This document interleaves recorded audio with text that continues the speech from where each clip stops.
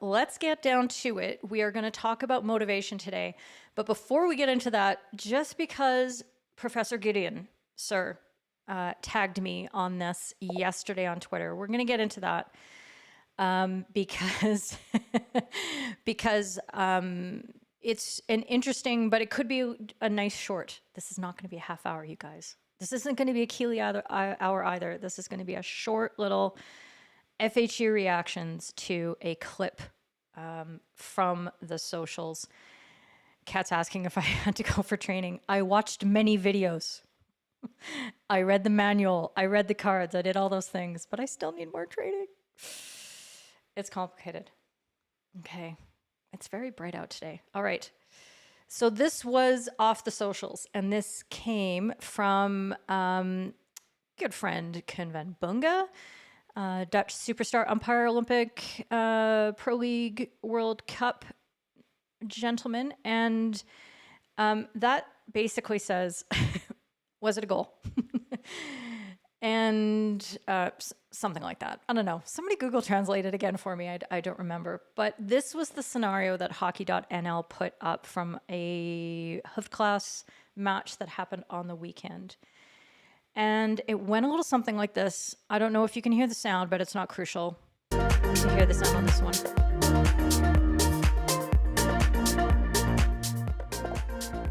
That seems very loud for me.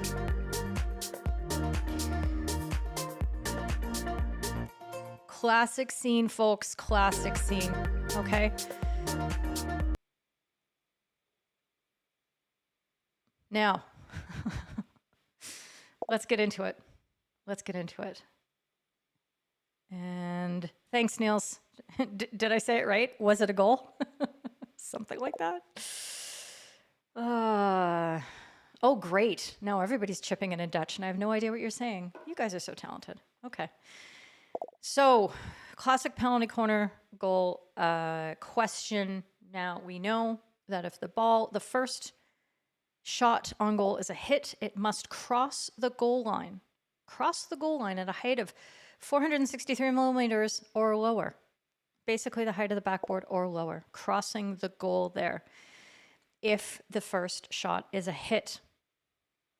So, let's ask ourselves, do we believe this is a hit? Let's watch it a few more times. Tell me in the comments, is this a hit? A PC going into the goal, but does it count? Perfect. Goal or no goal, what is your decision? I'm just going to play the music for a while because I really like it.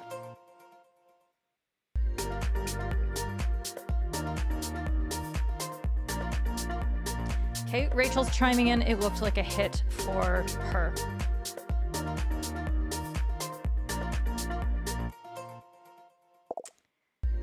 Okay. Now, in working through this, remember that we had a conversation. Friends, we had a conversation about 5 or 6 weeks ago in indoor. And in indoor, we know that hits are more, we're more stringent about the motions because hitting is not allowed anywhere on the pitch, never mind on the first shot on a penalty corner if the ball is going over 463 millimeters. But we had a couple of close to, and in my mind, both hits in the same play and a very similar deflection to this of what we just witnessed. The backswing and the dramatic change of direction for me that doesn't come from simply hitting an object, a stationary object, and going in a different direction, but the redirection of the force of that ball from the hit for me, and the backswing that's required in order to impart that energy to change that direction, that looks like a hit to me. As Rachel said, the stick has to be moving to make the ball move, so definitely a hit. Absolutely right, Rachel. No goal, says Megs. Simon, no goal. Small screen, but hit for me. Hands are together so hit for me. It's not just the hands together, Crispy. It's not just the hands together. We went over this when we did the indoor thing, because remember the pass out from the circle in that situation, dude had his hands apart, but there was lots of backswing and lots of movement towards the ball and lots of force swing, which is the thing that we don't want in indoor. That's the whole reason for it. Aline, no goal, I think. Lou, you think it's a deflection and not a hit. Come expand on that for me, okay? What makes that a deflection for you? Did it flick off the goalkeeper deflector?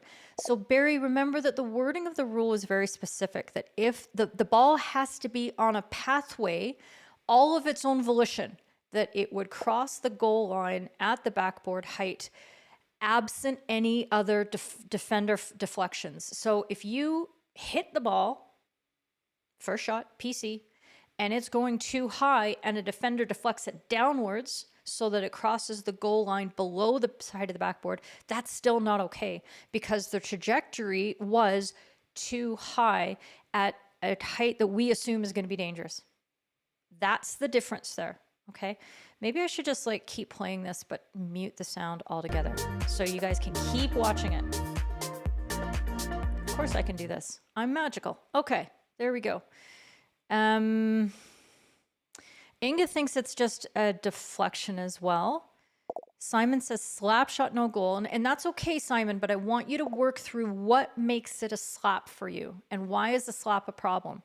Okay, we want to get to not just using words, but using what effect the motion has and why that makes it a hit. Crispy, plus the ball's traveling behind the player and is such as a hit because you deflect it from that. You can't deflect it from that trajectory, he says. Okay, Aline, no goal, it's a hit. Fulmer was a situation a couple years back. KNHB should have been called a hit, so no goal. Similarly, Andy, no goal because the pass was not a shot, and therefore the first shot was high. Yeah, good to go through that process too and rule out the first one was definitely a pass. That was not an attempt at the goal. Okay. Lou, you're looking for the backswing and you're not seeing. Okay, let's see if I can help. Okay. Okay, Lou, can you see that there? Okay, look at the angle of, okay, this could get very fancy or it could be a nightmare. Okay, hold the phone. Hold the phone. Nope. So, I haven't sized that properly. Yes, David Blackman, this is live TV, live streaming. So look at the angle of her stick. Okay, it's far back and it's behind her, and then as it comes through, she makes contact. Is that more than about, I don't know, like the 50 centimeters we talk about as a guideline in indoor? I think so. Now, what she doesn't do is a force swing. Okay, that's great. That's the good part. And in indoor, that would help her get away with it. But here in outdoor, look, the cock of the wrists back.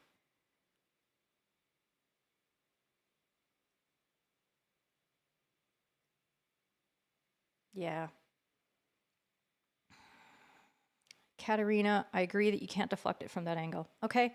So for me, I think that's where we've gone with it. And I mean, we've all done it. We've all called goals like that because, inherently it feels like a very technical rule, right? Oh God.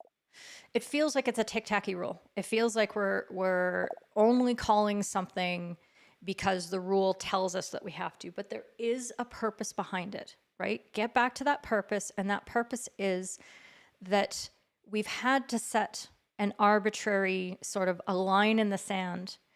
And the rule has specifically done this in the spirit of danger. So we're looking at the fact that this could be a dangerous play.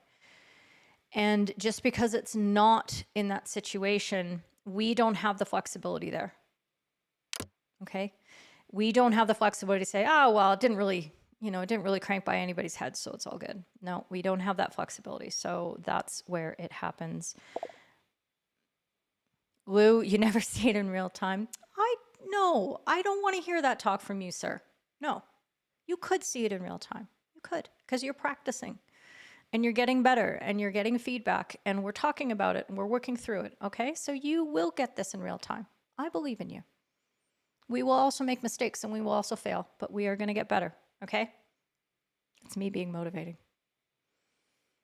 Some of that comes from the lack of the camera angle. Yeah, absolutely. Okay. We're all, we've all done that. Katerina, I've instinctively called a goal like that before. Yeah.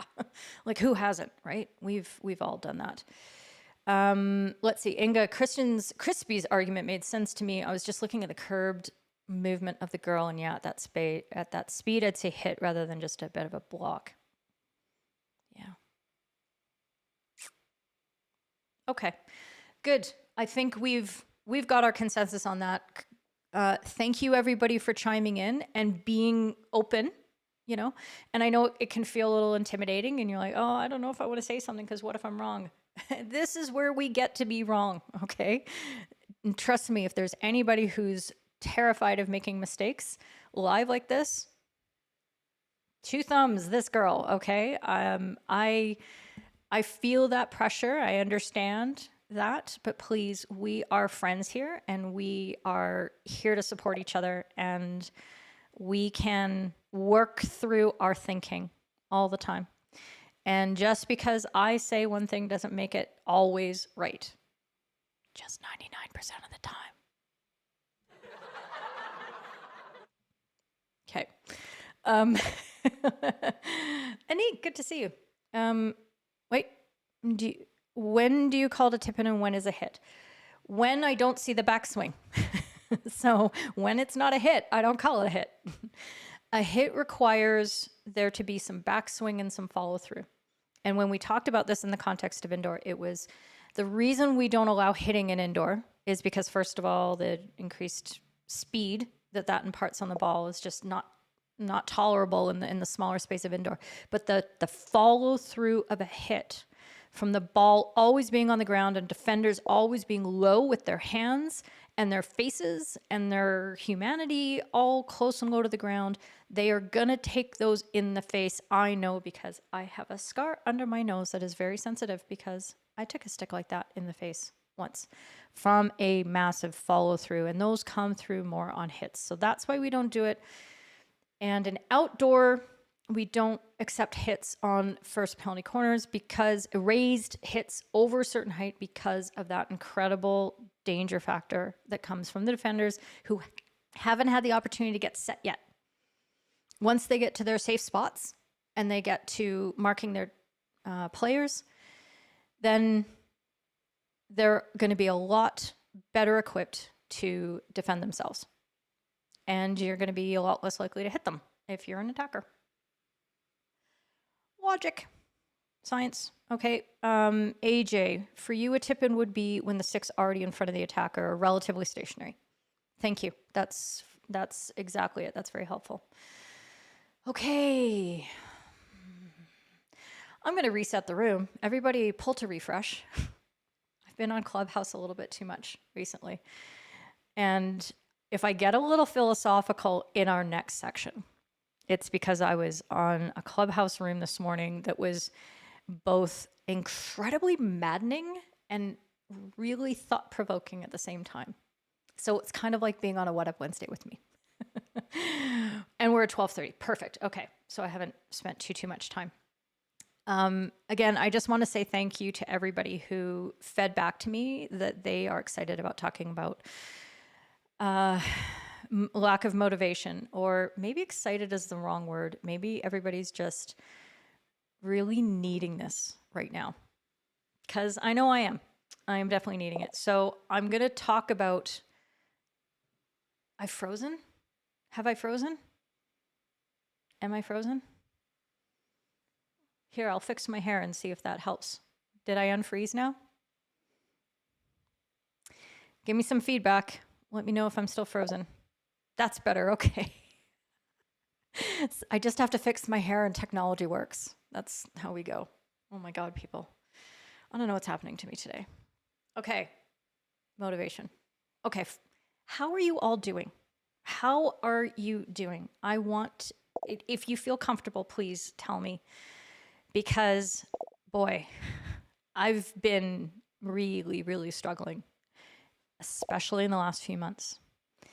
And as I think it was Simon, both Simons actually, Simon Begg and Simon Milford both fed back to me and said, you know, now that we've had feedback from our leagues, or we've heard back that we are not going to be returning to play this spring, and a lot of leagues in England have decided this. We here in Calgary, are the rest of our senior indoor season gone. Juniors are training, that's it. Junior outdoor is going to start, but again, there's no plans yet for senior. We are 1 year into this thing. It's a thing that shall not be named. And even for those of us who have been able to get back out onto the pitch, it's still restricted, it's still tight. There's always the threat. My friend Matthew Wardle, who is on the broadcast, is like, we got to play this weekend, but then we got locked down for 4 days, and then we had to, and then we could play, and then we got locked down again. And it's really, really tough. So I'm having a really hard time, and I want to hear everybody else. Meg, you're vaccinated. Yeah, I saw that. Congratulations. And high school hockey is on, and it's 70 degrees today. So you're like happy as all can get out. So yes, having the junior play returning in a lot of areas is really helping. Adam, you're looking to watch GB and Ireland matches on the weekend and watching the umpires. Yes, Adam, sorry, segue, diversion. Clubhouse. I'm going to be participating in a room during both those matches, but primarily on Clubhouse on the Saturday with the guys from Left Field Thinking, my new best friend Elliot Fowraker and Will Murray. Sarah Kelleher is going to be on it. Mark Egner from Dartmouth High School, Dartmouth College, the head coach there, who I do a lot of clubhouse rooms with. We're going to be all watching the game together live and doing live analysis. So it's going to be really exciting. So Adam, if you could get on Clubhouse, if you have an iOS device, and the rest of you, if you're not on Clubhouse yet, please, I have like 9 invites. I can get all of you. I'm sure I can get all of you on Clubhouse. So hit me up for an invite. Just DM me and we'll get you on. Sunday, it's going to go by Zoom, and we're going to be using a lot more visual materials and things like that. So please go to Left Field Thinking on Twitter. Particularly, there's a link for a sign-up form. It's something that could be exciting and fun for you to do. So there you go. Rachel saying there's a possibility you might get some league hockey, but you're okay. And Barry watched the Germany and Dutch games live and watched the highlights. Excellent. Simon, you're getting a vaccination next Wednesday. Yes. Yep. And it's still risky. Megs, I'll let Kat answer that one, even though I understand the question. Andy, you're doing fine. You're missing hockey badly, and you bumped into your old goalie coach today. Ended up chatting about how much you miss it, and you're looking. Oh, and you have 5 invites too. Good. Yes, George. We can get into a debate as to why it's only on iPhone, but trust, it's going to be okay. Simon, you're properly missing hockey. Your work died in nearly a year since you could do what you do, but on that soon. Huge plus is the gorgeous 16-week-old puppy. Yeah. You saw me on Left Field telling a joke. I try. Don't know if I succeed. Okay. So for me, and I don't want to, kind of talk about my woes and problems very much, but I think that I can relate to what's been happening for myself, and this might resonate with you. This might make sense, because I was trying to figure out. I'm always about the why, right? I'm obsessed with understanding why. So why has it been so hard for us in this shutdown? Those of us who are hockey umpires, we are hockey people, And when I started looking at motivation, and I turned to one of my favorite books, and let me show you that book right now. Question. So this is Atomic Habits by James Clear. And yes, if you go to that, that is an affiliate link. It's only so you share some of the money that would go to Bezos. I know he stepped down, but let's just pin it on him still. The money that would all go to Bezos, like a tiny fraction, could come and help support FHumpires if you decided you needed to purchase this. If you don't need it, don't buy it. Go to the library first, okay? But Atomic Habits by James Clear, I have to say, has been one of the most important books that I have read in recent memory. Not because it's raw life-changing, but it's just, and he says it himself, he's pulled together the philosophy of productivity and getting things done and establishing habits from all these different places. He didn't invent any of this. He just pulled it all together from different places and put it in a package that just makes sense. It's logical, it's scientific, it is results oriented, and it's not, there isn't a freaking shred of woo-woo in there. I just don't like the woo-woo. I don't get on with the woo-woo. I can't help it. But what James Clear talks about there in one of his chapters is he talks about how habits and the things that we do, it's more than just that we do things. It's that good habits are available to us when they are part of our identity. Okay, and let me explain this a little bit. This is, I'm going to try to show my screen and not mess it up this time. Okay, whatever. FHumpires shop. You don't need to see that. Okay, it's gone. So if you go here to jamesclear.com, and it's literally /intent, identity-based habits, okay? This ties into so many things that I'm learning about recently about coaching and player-driven learning and all this kind of stuff. But here, this is what he talks about, is that habits, in order to produce a new habit, you have to focus on creating a new identity first. And your habits are simply a reflection of your current identity. What you do now is a mirror image of the type of person that you believe you are. Now, I'm pointing this out, this particular phrase, because I'm going to flip it back to why we are hurting so much right now. And it's because we've lost a central part of our identity. Okay? We aren't people who umpire hockey matches. We're umpires. Right? We're not people who blow whistles and make decisions and do these actions. We are the third team. We are the hockey family. So we have, through this pandemic, been locked out of a central piece of our identity. Now, I've been at this for 35 years. I discovered hockey because I had gone through a period of my life, and Kat's on the broadcast. Kat and I have talked about this quite a bit. And I'm really it's been on my mind a lot, obviously, lately. But when I was 14, I lost so many pieces of my identity.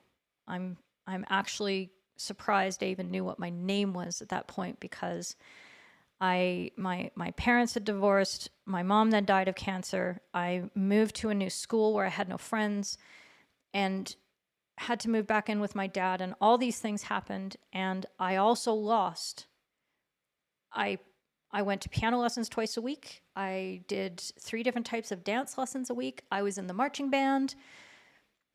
I babysat. I did all these things. You should have seen my calendar. It was just like chock-a-block full. I'm 12, 13 years old, and I'm just crazy busy all the time, and I loved it because all these things that I did weren't just habits that I had. They were part of my identity. I was a drummer. I was a piano player. I was a dancer. And then suddenly I was none of those things. And I also wasn't my mother's daughter anymore. And losing all of that all at once was just, hard. right? And then I walked into a hockey practice a few months later. Who knows why, but I did. And I found something I could attach onto and make part of my identity. And it's been 35 years. I have never gone this long without doing hockey, without being a hockey player, without being a hockey umpire, without being a hockey coach. And it hurts. It's hard. And I feel lost. Maybe you feel lost too. Maybe that's something that you have. It's set you amiss, and you're wondering why am I not the person who goes out for the runs every day now? Why am I not doing my push-ups, and why am I not, why can't I do all these things that I know are part of who I am, but who am I right now? Because I'm not an umpire. I'm not a player. I'm not a coach. So I really, I'm glad I went through this process because I've been beating myself up. I mean, in addition to not being able to hockey over the last year, the year before that, I got my knees replaced.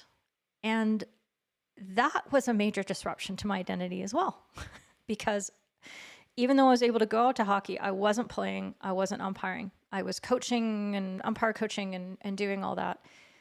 And desperately, going out there and making sure I was still those people. I was still the umpire coach. I was still the umpire manager. I was still the player coach. But it got me shook. It got me shook. So if you're feeling like that and you've been punishing yourself because you're not doing the things that you want to do and you should be doing to keep yourself prepared, it's okay. It's okay. Give yourself the understanding, the grace, if that's the word that you like to use, that this is what you've gone through. This is what we've all gone through as a society in so many ways and so many planes. Let's talk about what we can do now.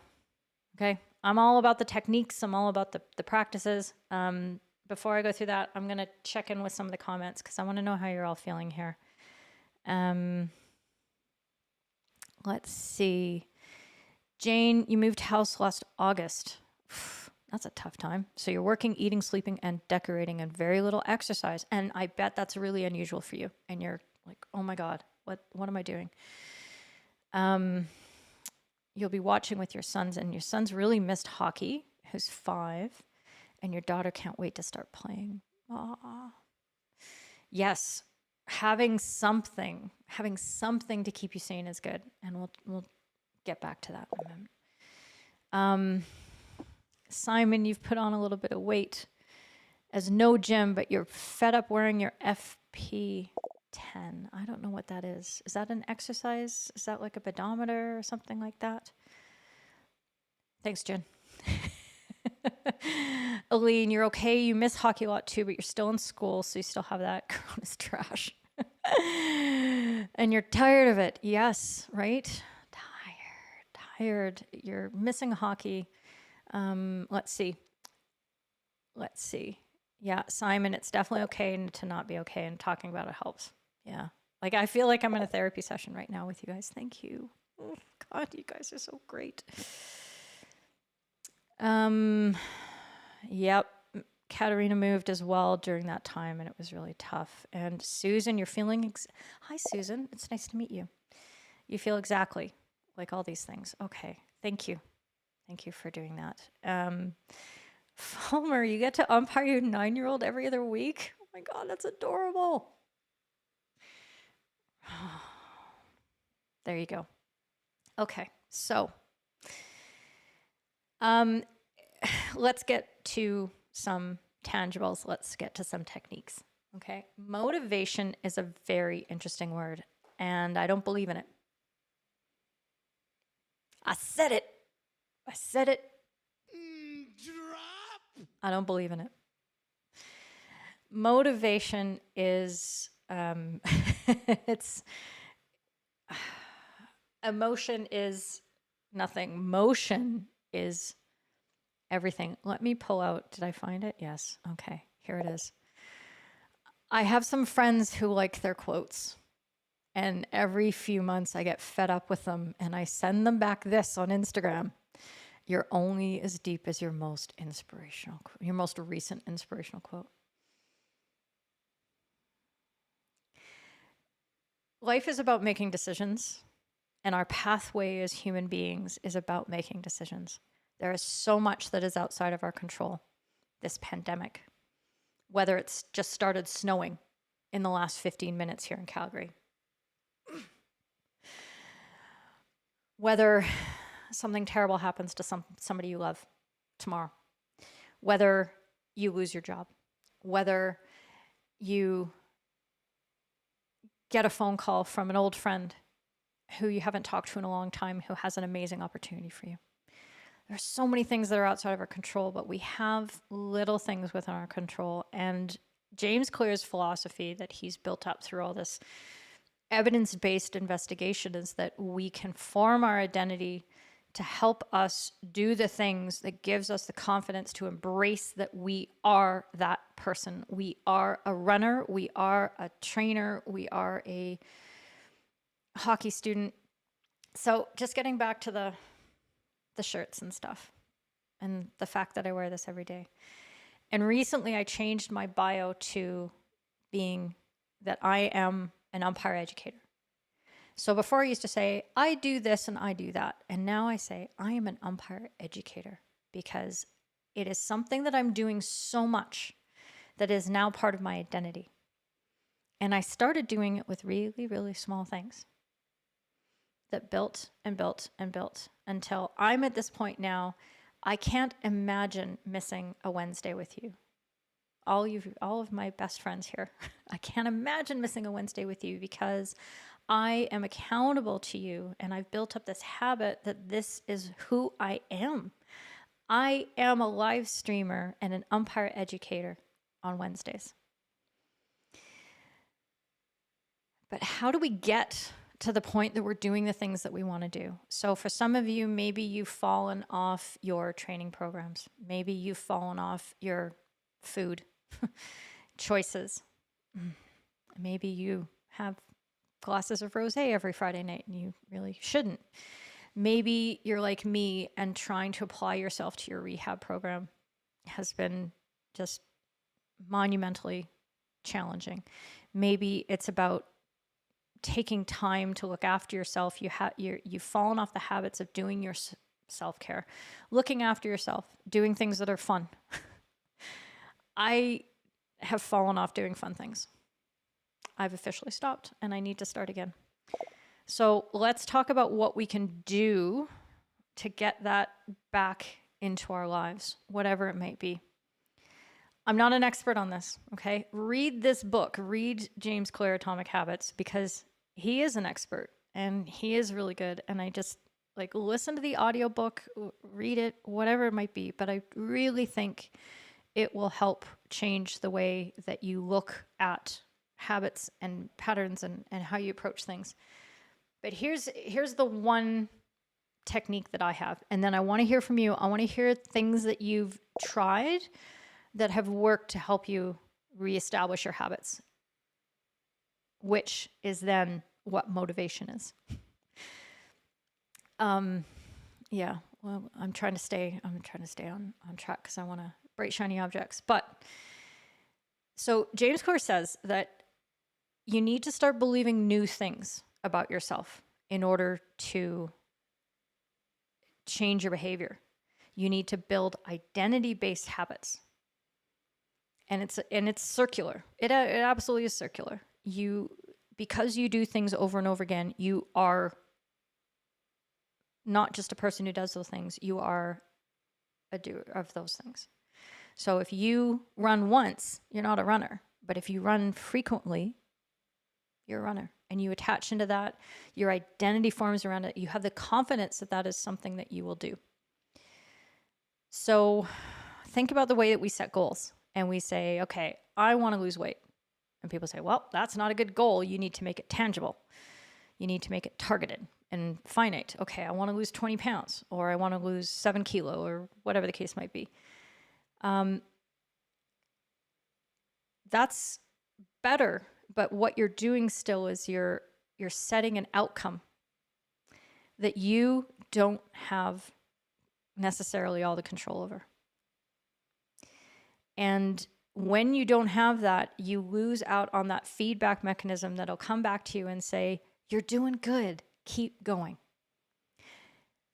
I don't care how many Instagram posts you watch and you read that says, you can do it. You're never going to believe it unless you get evidence.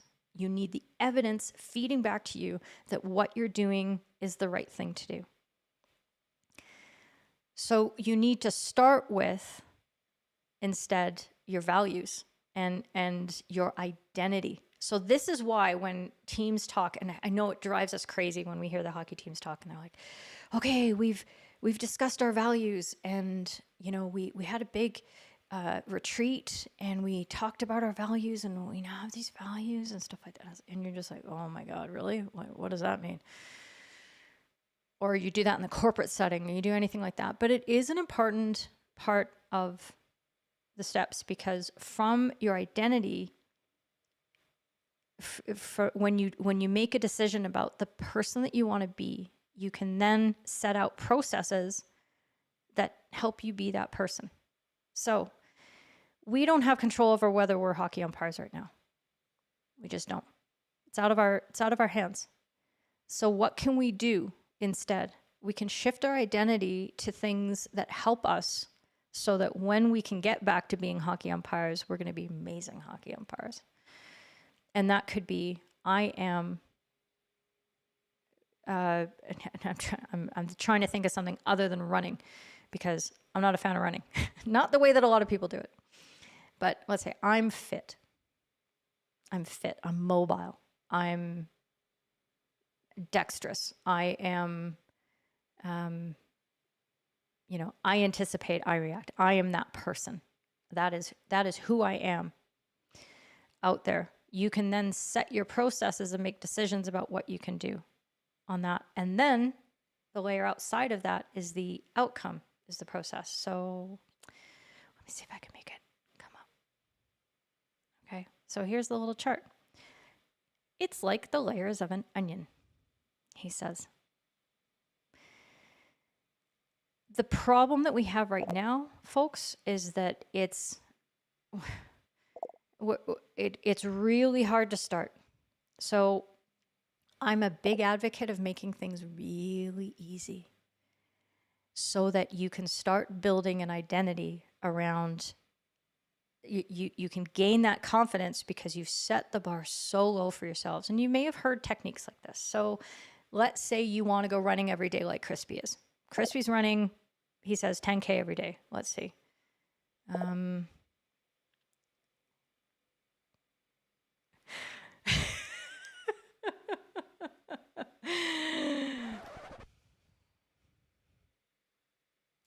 So he's making me look like a fool right now in the comments, but he had decided, he'd set the goal for himself. He was going to run 10K every day, which is awesome. But I'm hearing that and I'm going, I can't do that. That's too hard. There's no way. And many of you might be feeling that as well. You need to get back to your habits. How do you do that? You snip off a tiny little piece of that, and you tie that to a habit that you already do. So for example, runners who become runners may take their running shoes and put them beside their bed in the morning, or at night, so that they're in the morning. They wake up, they put on their running shoes, and now they've put on their running shoes. They're like, well, good, I put on my running shoes. That's the first step to becoming a runner, to being a runner. I am a person who puts on their running shoes. I'm not a person who walks around the apartment in my bare feet for 8 hours. No, I am a person who puts on my running shoes. And once that is your habit, and I'm going super, super small, super granular, as soon as that is your habit, the next thing could be, well, how hard is it now that I've got my shoes on? I'm going to add walking downstairs and walking out the front door, taking a deep breath, maybe stretching out your arms, doing your back stretch. And then you're like, I did it. I did exactly what I intended to do today. I put on my shoes and I walked outside. I'm a person who goes outside. Every day, I'm a person who goes outside. And then you walk back upstairs. Okay? You build attaching step after step, giving yourself the confidence that this is who you are. Because you've made a decision that this is the person that you are. I'm a person who goes outside every day. I don't even go outside every day. There's a snowstorm now. But I haven't been a person who's gone outside every day. And I know that's not good for me. So I need to get back to these kind of small habits. Does this make sense? Does this resonate with you? That you can shift your identity by smaller pieces so that you can start tacking on the bigger and bigger challenges. And the next thing that you can do is be accountable. And I don't mean going on social media and proclaiming that you're going to run 10K every day out there. Crispy didn't do that. He just told me. And maybe, I'm sure he told his wife, he should maybe told a couple friends, but he didn't make a big deal out of it on there, because the problem with social media is that we get rewarded for stating intentions, not for acting. That's the dangerous part of it. I like the accountability part of it, but the dangerous part is people say, oh, you're going to do this? Congratulations. You get a rush of dopamine because a whole bunch of people like your post. And then you don't do that thing. Because, man, it's big. It's hard. There's a lot of stuff to add into there. So find an accountability partner, somebody that you can talk to get this in motion for you. Small little pieces. Okay. Lou. Don't rub it in. Let's see. Yep. Crispy's doing 300K in March, he says. Yeah, you're doing that. Simon, you've been fasting for 15 to 16 hours each evening, morning, day for the last week. Congratulations. That's really good. That's something I've been working on, intermittent fasting. Again, I'm off the boat right now. Aline, you live in Belgium. You're really slowly coming out of the shutdown, but it's not close to normal. Absolutely. And that you don't have control over that. So what are the things that you can do? And maybe it's not directly associated, but if there are things that you can add back into your routine that are small, that help you feel that you are a person who is, not a person who does, it's going to really, really help. Simon replaced umpiring with paint by numbers, coaching courses, stuff you've had time to do, and of course, YouTube sessions with me. Exactly. And like, I'm not saying that I'm not the cure for this. I am one little habit, an easy habit. You can just sit on your couch and you can watch me on your iPad or on your phone, and it's very low barrier of entry, but hopefully I'm giving you some value. You're learning something, and this is a habit that you can add that, yeah, I'm an umpire learner, because every week I sit down and I listen to Keely talk for a while. He's going after this. Rachel, the first lockdown triggered new habits, and you're walking at least 15,000 steps a day. Girl, yes, get that. Inga, you're not running, but hiking, walking, and about 50 miles a week, 100, absolutely. And so what you're doing is you've built a new habit, that you've gotten a new piece of identity that you can add to that complex, amazing person that you are, of being able to do stuff. And you found something else that's positive and affirming, and that is just fantastic. Simon, habits are so important. I've been running with my youngest daughter 2K regularly, more of a shuffle, but aim not to walk. Whatever you're doing it over and over again. Okay. And this is giving you the feedback that that's a person you are.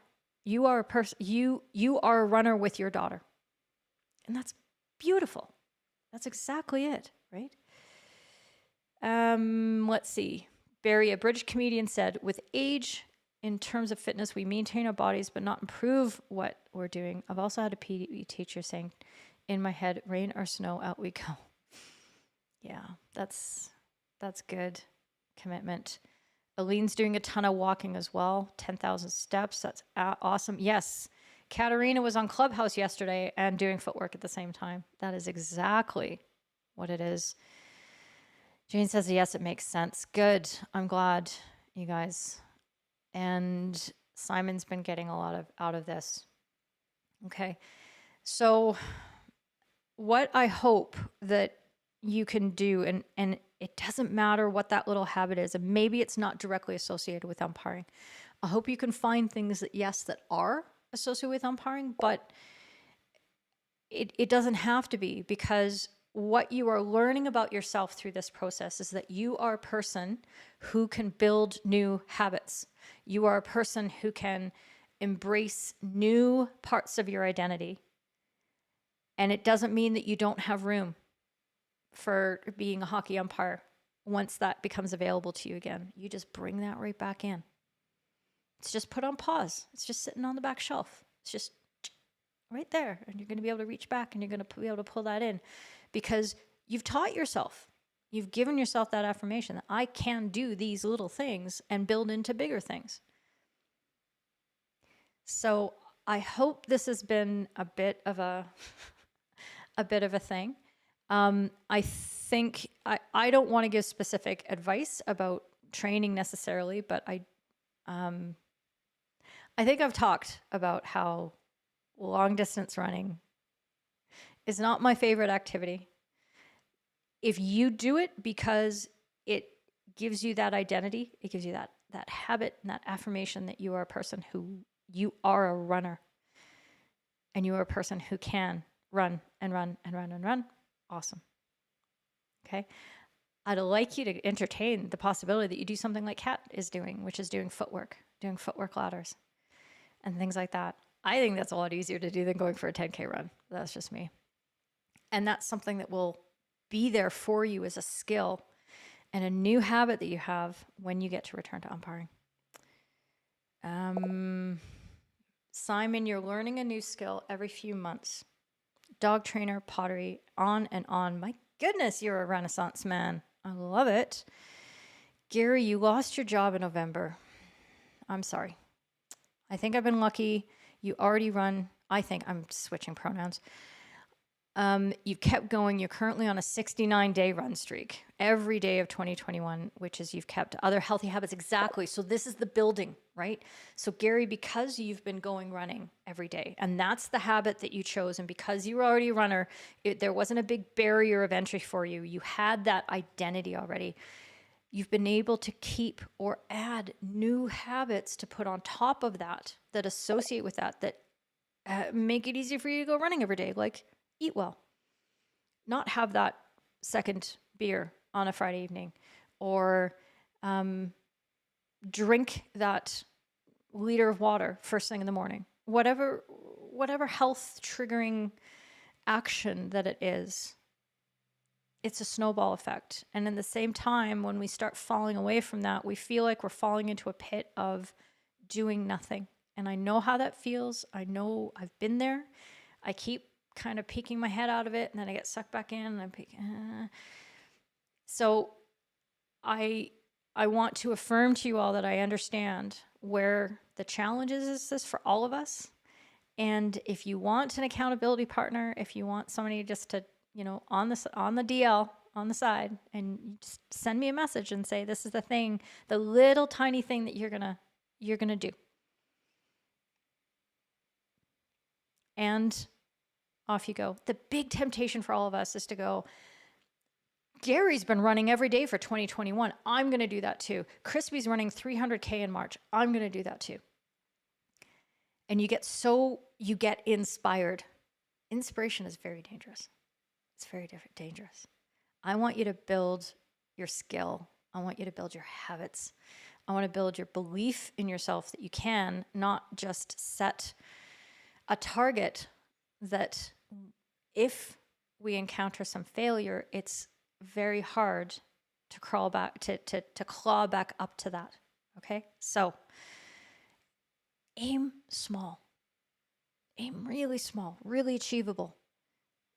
And then be patient with yourself and then build it and add something more and add something more on until you are not just putting on your shoes, going downstairs, having a big stretch.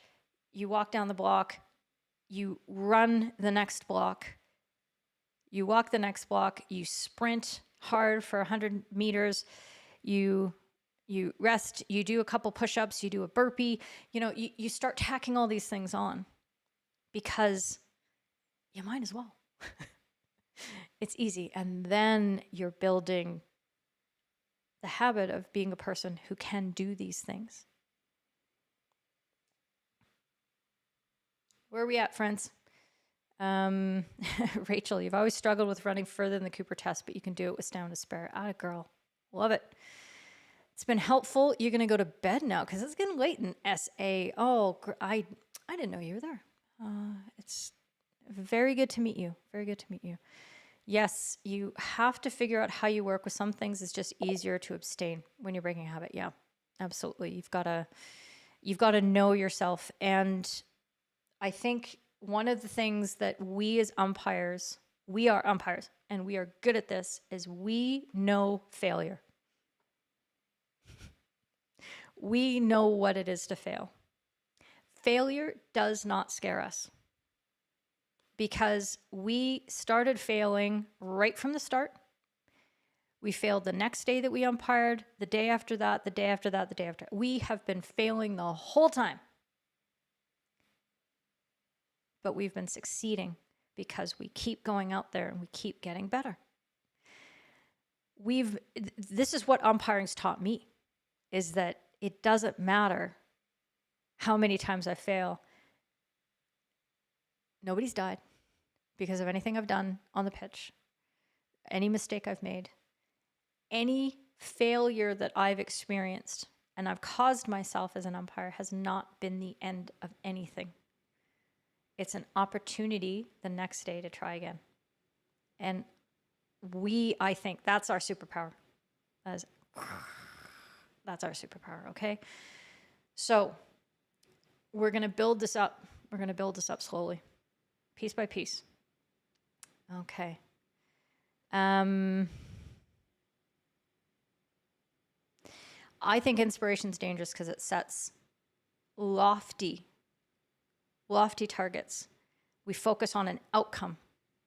We see the outcome. We don't see the values.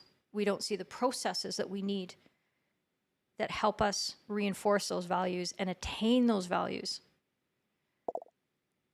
That those kind of inspiration posts are very outcome oriented. And that doesn't help us establish our new habits. That's why. Yep, absolutely.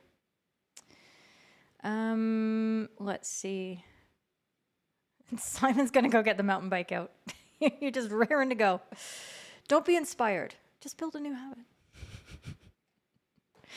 So I don't want to be negative about anything like that. I just feel, I know for myself that I need to see evidence for myself of what I'm able to do. And through that evidence, I become a new person. So I am in the process of becoming a healthy, fit adult again. And I value my health. I value my strength, my ability to put myself in the direction I want to go in this world. So that is my value. The process that I'm going to do that is by taking little steps. I'm going to have my shoes, as soon as my new shoes arrive, that my knee specialist has told me that I need to wear inside the house. I'm Canadian. We don't wear shoes inside the house. But I'm going to be putting those on every morning. And even that little habit is going to help me think I'm a person who's looking after myself. I am rehabbing. I am a rehabber. Right now, I'm a rehabber. And then I'm going to tag that on to, I'm going to take the stairs to walk down. and to go check for my next set of Amazon packages of live streaming equipment. And I'm going to come back up the stairs in those fancy shoes. And so on, and so on, and so on. That's mine. Milford, you put up something about an accountability partner. I missed it. There we go. Simon is happy to be an accountability partner for anybody who needs help. And your goal is to get out the door and run at least 3 times a week. So, hey, maybe you want to pare that back a little bit until it's something that is just like, it's too easy for you to do. You're like, this is dumb. This is so easy. I just have to do one more little thing, but don't get carried away. Build a habit, and then all of it's going to be easier. Hey, Jay, you trotted it out. Yes. Smart, specific, measurable, attainable, relevant, and time-bound. And small. And small. Okay? We can. Yeah, that's an interesting exercise. I don't know. I like failure. I like it. I think it's important to embrace it. That's just me. Simon would like to see the book one more time, please. Atomic Habits by James Clear. Okay, you can go to FHumpires.com/atomic, but you can absolutely just go to your local bookstore or go to the library and have a look at it. It really is amazing. And you can see tiny changes, remarkable results. So he goes through the math of what it is when you do tiny little things and how that adds up to more than just one big thing that is more difficult to implement. Yeah, Crispy's had enough of that. Easy to make smart objectives output focused, though. Yeah, absolutely. So go through this process that James Clear advocates. I really think it's great. From the ashes of disaster grow the roses of success. Who said that, Rachel, other than you? That's fantastic. Okay. Kind of a different show. It sounds very different in my ears. So I feel different just experiencing it in a different way because I've got this new fancy mixer board that I don't know how to use. And I hope that it has been valuable for you all.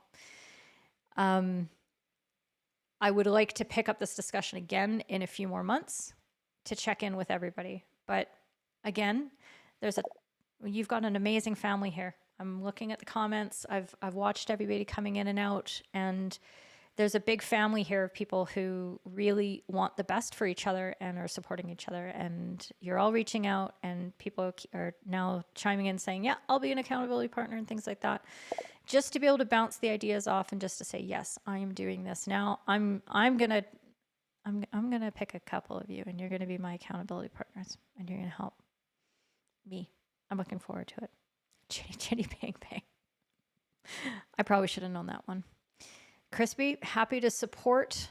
Rob Ware helped motivate me on getting running in January. So there you go. It's contagious. It's contagious. Okay.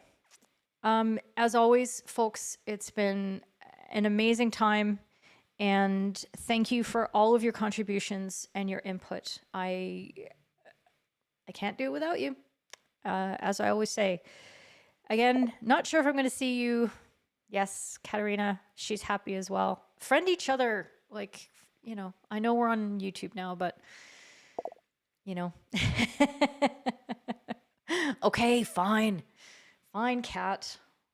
That's just because she's like my sister from another mister. So, yeah, we'll sort that out, Kat, you and I. Hopefully, maybe we'll see you next week. Maybe we won't. Things could be a very different thing next week, or they could be very much the same. But I'm, with that oblique reference, thank you for joining in. As always, if you have ideas for me, if you have queries, questions, things you see on social media, tag me, send me your feedback from today. If you want to know more, if you want to pick my brain about things, you want accountability partners, I can hook you up with any of the people that have been talking here. And just basically, it's okay. We're okay, and we're going to get through this. And We're going to come out the other side building new identities with each other. So thanks for all. Simon's there. You're very welcome, Andy. He's offering to be a virtual circuit training buddy for people. And yes, I'm not focusing without my glasses, but love you all. Thank you for chiming in, and we'll see you very soon on the socials. Ciao for now. Bye.